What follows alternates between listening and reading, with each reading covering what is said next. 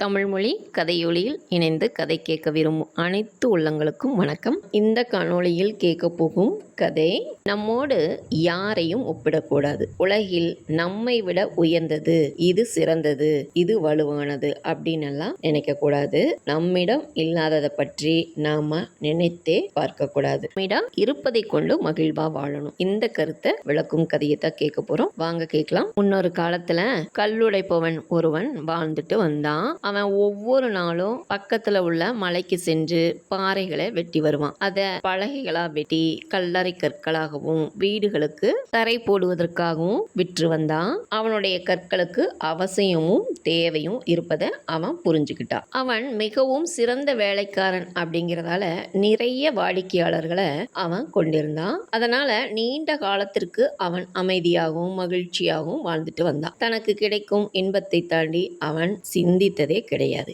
இப்படி இருக்கையில அவன் கல்லுடைக்கும் மலையில் ஒரு தேவதை உலாவுவதாக மக்கள் எல்லாரும் சொன்னாங்க. அதை ஒரு சிலர் பார்த்ததாகவும் பேசிக்கொண்டாங்க. தேவதை அவர்களுக்கு உதவி செய்ததால் அவர்கள் வசதி உள்ளவர்களாக மாறினாங்க. ஆனா அந்த மலையிலேயே கல்லுடைக்கும் அவன் அந்த தேவதையை பார்த்ததே இல்லை. அதனால அதை நம்பவும் இல்லை. அவன் அதை பற்றி யாராவது பேசினாலும் அதை அவன் காது கொடுத்து கேட்கறதில்ல. ஆனா கல்லுடைப்பவன் தனது கருத்தினை மாற்றிக்கொள்ளும் காலமும் வந்துச்சு. ஒரு நாள் காரன் வீட்டிற்கு கல்லறை கல்லை சுமந்து சென்றான். அப்போது அவனுக்கு கனவிலும் காண முடியாத அழகிய பொருட்கள் எல்லாம் கண்ணுல பட்டது.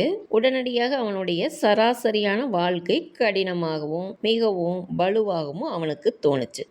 அவனுக்குள்ளேயே, நான் பணக்காரனாக மாறினால் பட்டு திரைச்சீலை மூடிட தங்க படுக்கையில் படுத்துறங்கலாம், எவ்வளவு மகிழ்ச்சியுடன் வாழலாம் தெரியுமா அப்படின்னு தனக்குள்ள பேசிக்கிட்டா. உடனடியாக ஒரு குரல், உனது கோரிக்கையை கேட்டேன், இனி நீ பணக்காரன் தான் அப்படின்னு பதில் வந்தது. யாருடைய குரல் அப்படின்னா மலை தேவதையினுடைய குரல். அந்த குரலினை கேட்ட கல்லுடைப்பவன் சுற்றுமுற்றும் பார்த்தான். ஆனா அங்கே யாரையுமே பார்க்க முடியல அவனால. உடனே அவன் அது ஒரு மனப்பிரமைதான் அப்படின்னு நினச்சிக்கிட்டான். அதன் பின் அவன் வேலையினை செய்து முடித்தான். மாலையில் வீடு நோக்கி போனான். அவன் சிறிய வீடு இருந்த இடத்தில் பெரிய மாற்றம் இருந்தது. அது ஒரு அரண்மனையாக மாறியிருந்தது. அதனுள்ளே நிறைய விலை உயர்ந்த மேஜை, நாற்காலிகள், தங்க படுக்கை என அவன் நினைத்தது போலவே மாறியிருந்தது. அவன் மகிழ்ச்சியோடு அந்த வாழ்க்கையை ஏற்றுக்கொண்டான். அவனுடைய பழைய நிலைமைகளை முழுமையாக மறந்துட்டான். அந்த நிலையில கோடை காலம் தொடங்குச்சு. ஒவ்வொரு நாளும் சூரியன் கடுமையான வெப்பத்தை கொடுத்துட்டு இருந்தாங்க. ஒரு நாள் காலையில் வெப்பம் மிகவும் அதிகமா இருந்தது. கல்லுடைப்பவனால் சுவாசிக்கவே முடியல. அதனால அவன் மாலை வரை வீட்டை விட்டு வெளியே வரவே இல்லை. அன்றைய பொழுது முழுவதும் மிகவும் தளர்ச்சியாகவே சென்றது. அவனால் வீட்டில் இருக்கவே முடியல. அது என்னவாக இருந்ததுன்னா, அந்த நிலை அவனுக்கு கண்களை மூடிக்கொண்டு குருடனாக வாழ்வது போல் இருந்தது. அதனால மாலையான உடனேயே தெருவிற்கு வந்தான். அப்பொழுது ஒரு சிறிய வாகனம் அவனை கடந்து போனது. அதனை நீல நிற சட்டை அணிந்த ஒருவன் இழுத்துட்டு போனான். அதுக்குள்ள இளவரசி ஒருத்தி அமர்ந்திருந்தா. அவள் தலைக்கு மேல் தங்கத்தாலான குடை ஒன்று இருந்தது. அந்த குடை அவளை சூரிய கதிர்களிலிருந்து பாதுகாத்தது. அதனை பார்த்த கல்லுடைப்பவன் மனதில், நான் இளவரசியானால் அதுபோல வண்டியில் தங்க குடையின் கீழ் பயணம் செய்யலாம், அது எவ்வளவு மகிழ்ச்சியான தருணம் அப்படின்னு மெதுவாக சொன்னான். மறுபடியும் அதே தேவதையின் குரல், உனது ஆசையின் குரல் கேட்டது, இனி நீ இளவரசி ஆவாய் அப்படின்னு பதிலளித்தது. உடனடியாக அவன் இளவரசியாக மாறினான். அவன் விரும்பியபடியே நீல சட்டை அணிந்த வீரர்கள் இழுத்துச் செல்லும் ரதத்தில் பயணித்தான். தலைக்கு மேல் தங்கத்தாலான குடை சூரிய கதிர்களிலிருந்து காத்தது அவனை. அவன் நாள் முழுவதும் நகரமெங்கும் சுற்றி வந்தான். அப்பொழுது தாகத்திற்கு தண்ணீர் குடித்தான். அந்த தண்ணீரில் தங்க குடையை தாண்டி சூரியன் தலை காட்டியது. அது அவன் கண்ணை பறிக்க ஜொலித்தது. வெப்பத்தில் சுற்றி வந்ததால் அவன் உடல் கருகத் தொடங்கியது. உடனடியாக அவன் மனதில் இப்படி தோணுச்சு, என்னை விட சூரியனே உயர்ந்ததாக உள்ளது, அதனால நான் சூரியனாக மாறணும் அப்படின்னு கோபமா கத்துனான். அப்பொழுது மலை தேவதை, உனது விருப்பம் கேட்டது, நீ சூரியனாகிவிட்டாய் அப்படின்னு பதிலளித்தது. கொஞ்ச நேரத்தில் அவன் சூரியனாக மாறினான். அவனுக்கு பெருமை தாங்கல. அவனுடைய சக்தியால் தான் உலகம் இயங்குகிறதென அவன் பெருமைப்பட்டான். அவன் தனது சூரிய கதிர்களை பூமியிலும் சொர்க்கத்திலும் பாய்ச்சினான். பூமியில் உள்ள பச்சை செடி கொடி மரங்கள் எல்லாம் கருகியது. இளவரசிகளின் முகங்கள் எல்லாம் கருத்தன. ஏழ்மையான மக்கள் வெயிலால் துடிச்சாங்க. சூரியனாக மாறிய அவனும் சிறிது காலத்திலேயே சோர்வடைஞ்சிட்டான். அவன் தனது சக்தியை இழந்தவனாக தோற்றமளிச்சான். அப்போது மேகங்கள் சூழ்ந்தன. அவன் முகத்தை மறைத்தன. இதனை கண்ட அவன் கோபத்தில், மேகங்கள் எனது கதிர்களை மறைக்கின்றன. அவைகள் என்னை விட அதிக சக்தி வாய்ந்தவைகளாக இருக்கின்றன.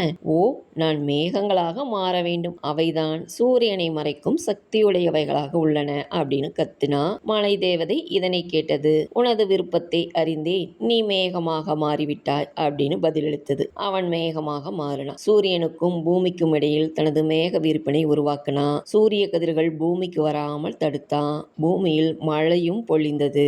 இதனால் பூமி பசுமை அடைந்தது.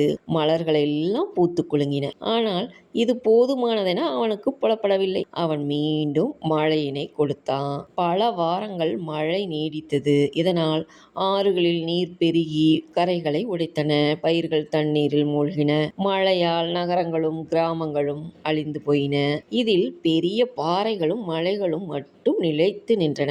இதனை கண்ட மேகம் ஆச்சரியம் அடைந்தது. அது, அடடே, இந்த மலைகள் என்னை விட பலசாலிகளாக இருக்கின்றது.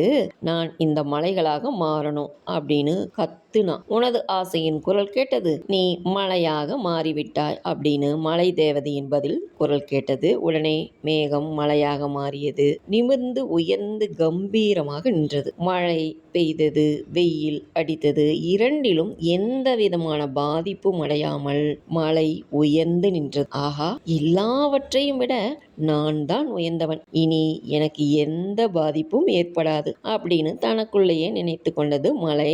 அந்த நேரத்தில் ஒரு வினோதமான சத்தம் கேட்டது.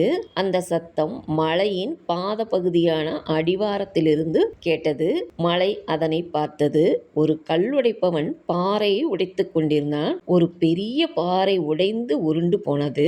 அதனை கண்ட மலை, இதென்ன, பூமியில் உள்ள குழந்தைகள் கூட மலையினை விட வலிமையானதாக இருக்கும் போலிருக்கிறது. ஓ, நான் மனிதன்தான் அப்படின்னு அலறுனா. உமது ஆசையினை அறிந்தேன், இனி நீ மனிதன்தான் அப்படின்னு மலை பதிலளித்தது. போது அவன் மனிதனாக மாறினான். அவன் தனது கல்லுடைக்கும் பணியினை நிறைவாக செய்தான். அவன் தமது சாதாரண வீட்டில் கட்டாந்தரையில் படுத்துறங்கினான். சில நேரங்களில் உணவுக்காக திண்டாடினான். ஆனாலும் கிடைப்பதை கொண்டு நிறைவாக வாழ்வதற்கு அவன் கற்றிருந்தான். அவனது வாழ்வில் அவன் திருப்தியாக இருந்தான். அன்று முதல் அவன் யாரையுமே தன்னோட ஒப்பிடுவதில்லை. உலகில் தன்னை விட உயர்ந்தது, சிறந்தது, வலுவானதுன்னு அப்படின்னு எதையுமே அவன் நினைப்பதே இல்லை. அவனிடம் இல்லாததை பற்றி அவன் நினைத்து கூட பார்க்கறதில்ல. அதை கொண்டு மகிழ்வாக வாழ்ந்துட்டு வந்தான். அதன் பின் மலை தேவதையின் குரலையும் அவன் கேட்கவே இல்லை. என்னங்க, கதையை கேட்டீங்களா? நாமும் அப்படித்தாங்க. உயர்ந்ததாக இருந்தாலும் சரி, தாழ்ந்ததாக இருந்தாலும் சரி, புகழாக இருந்தாலும் சரி, இகழ்வாக இருந்தாலும் சரி, மற்றவர்களோடு நம்மை ஒப்பிடாம நம்முடைய வாழ்க்கையை நாம் திருப்தியாகவும் சிறப்பாகவும் வாழ கற்றுக்கொள்ளலாம். இன்னும் ஒரு நல்ல கதையுடன் நான் உங்களை சந்திக்கிறேன். நன்றி.